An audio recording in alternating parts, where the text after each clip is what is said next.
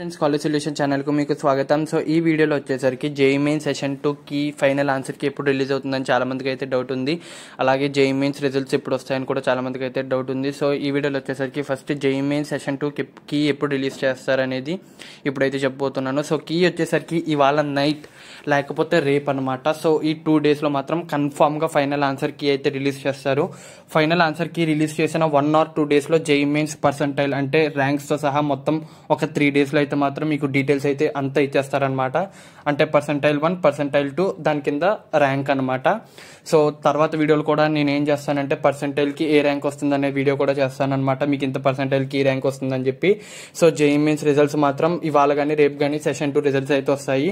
April 25th లోపు ఏంటంటే మీకు టోటల్ రిజల్ట్స్ అయితే వచ్చేస్తాయి అనమాట. మీ ర్యాంక్ ఎటువంటి ర్యాంక్కి మీకు ఏ పర్సెంటేజ్కి ఏ ర్యాంక్ వస్తుంది అనే డీటెయిల్స్ మాత్రం April 25th అయితే వస్తుంది. సో ఇవాళ రేపు మీకు అయితే జేఈఈ మెయిన్స్ సంబంధించి సెషన్ 2 కీ అయితే రిలీజ్ అవబోతుంది.